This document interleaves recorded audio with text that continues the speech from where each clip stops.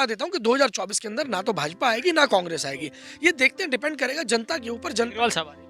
नहीं, अरविंद केजरीवाल को उस रेस में नहीं मान सकते। अरविंद केजरीवाल ऑलरेडी जो चीज़ें कर रहे हैं वो नॉन मैच्योर थिंग्स हैं। मुझे नहीं लगता कि अरविंद केजरीवाल राष्ट्रीय स्तर के ऊपर एक अच्छा विकल्प देश को दे पाएंगे। वो नहीं, संभव नहीं है।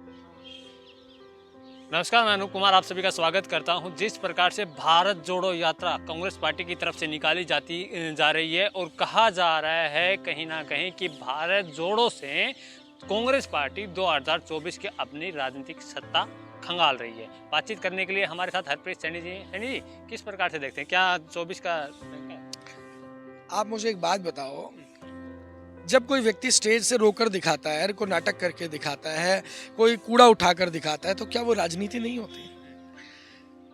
आप यहाँ पर खड़े हो, क्या ये राजनीति नहीं है? मैं यहाँ पे खड़ा हूँ, क्या ये राजनीति नहीं है? यही हमारे देश का दुर्भाग्य है कि हम राजनीति को गंदा तो कहते हैं, लेकिन राजनीति को साफ करने के लिए कदम नहीं उठाते। हम कहते हैं राजनीति हो रही है। कौन सी चीज में राजनीति नहीं है? आप कितने की जैकेट खरीदते हो, ये कितने का माइक खरीदा जाएगा, कितने का आपका कैमरा खरीदा जाएगा, ये सब कुछ तो राजनीति तय करती है। तो राजनीति को तय करने में समस्या क्या है? लेकिन बशर्ते देश के निकम्मे नेताओं को हटाकर देश की जनता को आगे आना चाहिए।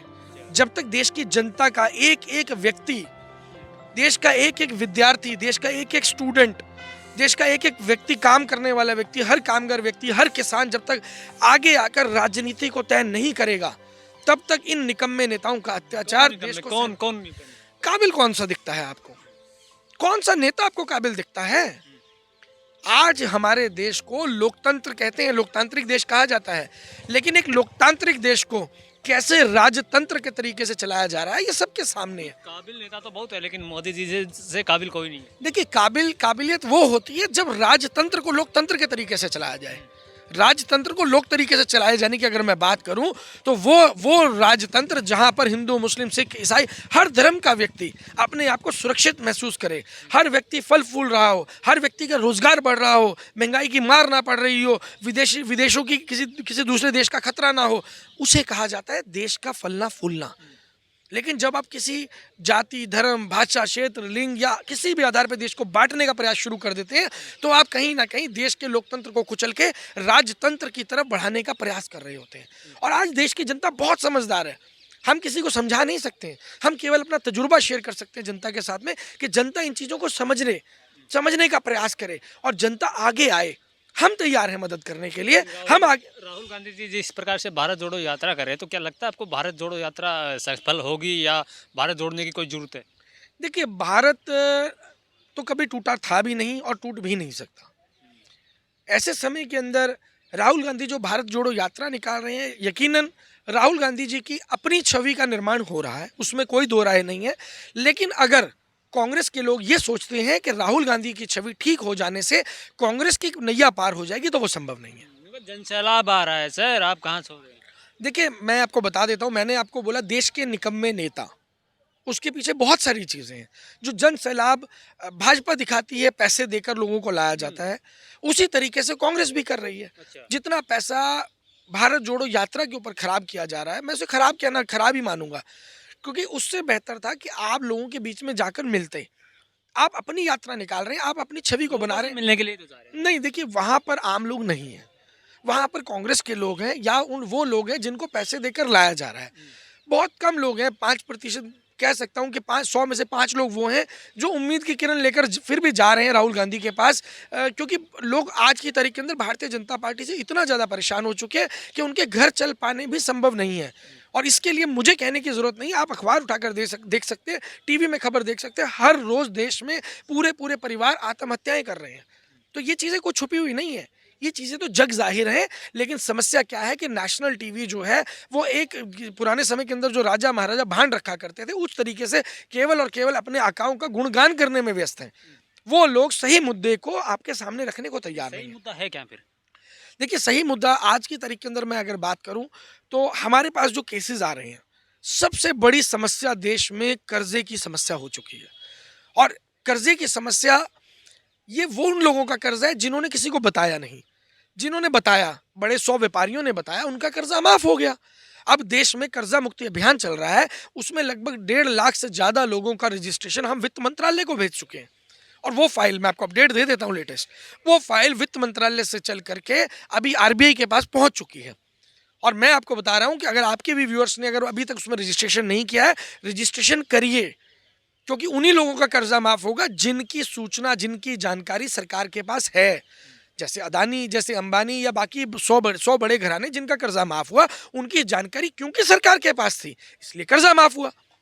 और ये बड़ी समस्या है, इसको बड़े गंभीरता से लेना होगा। जिन लोगों के ऊपर आज ये अत्याचार हो रहा है, बैंक के गुंडे जो अत्याचार कर रहे हैं, जिनसे घर खाली करवाए जा रहे हैं, जिनकी गाड़ियां छीनी जा रही हैं, उनसे पूछ कर देखिए। मेरे पास फ़ोन आ रहे हैं, 20,000 तनख्वाह है बंदे की, 18,000 रुपये ब्याज और किस्त में भर रहा है वो व्यक्ति। वो 2,000 रुपये में कैसे जिंदा रहेगा, कैसे अपने बच्चों को भी जिंदा रखेगा? का नहीं लगता कि कर्जा मुक्ति का कोई मुद्दा देश में है, क्योंकि देश में अभी के दो मुद्दे हैं लगभग, भारत जोड़ो जैसे पठान, इस प्रकार के मुद्दे हैं बस, और कोई मुद्दा ही नहीं है। देखिए, मैंने क्या बोला कि पैसे देकर मुद्दे तो बनाए जाते हैं, और इस चीज़ में भारतीय जनता पार्टी पूरी तरह माहिर है। अब देखिए, 10-20 करोड़ अगर मैं आपको दे दूंगा तो आप भी मुद्दा बना लेंगे, एक कुत्ता भी मर जाएगा तो मुद्दा बना लेंगे। अब कल 1 तारीख को जो एक दिल्ली में घटना हुई है, जिस बेटी को गाड़ी के नीचे रौंदते हुए गाड़ी चली गई, लगभग 20 किलोमीटर उस गाड़ी ने खींचा है। ये स्थिति है देश के अंदर। देश के अंदर डर नाम की या कानून नाम की कोई चीज़ बची ही नहीं है। जो गरीब तबके का आदिवासी परिवार या जो गरीब तबके के लोग हैं, जो राहुल गांधी में अपना नेता देख रहे हैं और उनके साथ जुड़ रहे हैं, उनको आप भाड़े के टट्टू कह रहे हैं। नहीं, देखिए, मैं उनके लिए नहीं बोल रहा हूँ, मैं उनके लिए बोल रहा हूँ जो भीड़ कांग्रेस लेकर आ रही है। मैं आम जनता की बात नहीं कर रहा हूँ। आम जनता ही तो आ रही है मैं भारत बता, जोड़ो। मैं बता रहा हूँ 5% आम जनता आ रही है। मैंने ये नहीं बोला कि जनता नहीं आ रही है, मैंने आपके सवाल से पहले भी बोला कि 5% जनता आ रही है। लेकिन जो 95% जनता घर पे बैठी है, जो डीमोरलाइज हो रही है, वो जनता आज वोट डालने के लिए घर से बाहर तक नहीं निकल रही। क्यों नहीं निकल रही? क्योंकि वो कांग्रेस को हटाया था। कांग्रेस निकम्मी थी, नकारा थी, 70-75 साल देश को बर्बाद किया था, इसलिए हमने कांग्रेस को हटाया था और मोदी जी को लाए थे। लेकिन अब जितना 75 साल में, 70 साल में कांग्रेस ने बर्बाद किया, उससे ज़्यादा तो भारतीय जनता पार्टी ने 8 साल में बर्बाद कर दिया। कह तो रहे हैं ना कि भारत जोड़ो से फिर जो जन सैलाब आ रहा है, ये वोट बैंक में बदलेगा और मोदी जी को फिर से हटा के राहुल गांधी आएंगे। जनता को पागल समझते हो आप? जनता को बेवकूफ़ समझते हो कि चोर से निकले तो ठग के पास चले गए, ठग से निकले तो फिर चोर के पास चले जाएंगे? राहुल गांधी ऐसा चोर नहीं है। होगा। मैं किसी व्यक्तिगत टिप्पणी नहीं कर रहा हूँ, मैं बात कर रहा हूँ कि जनता इतनी समझदार है कि अगर उसके घर में कोई चोरी करके लेके चला गया तो वो ठग के पास चली गई, ठग ने उसे ठग लिया, तो अब क्या वो दोबारा से चोर के पास चले जाएंगे? और पता है कि वो व्यक्ति चोर है, नहीं जाएंगे भाई। जनता बहुत समझदार है, जनता को बेवकूफ़ समझना बंद करिए आप।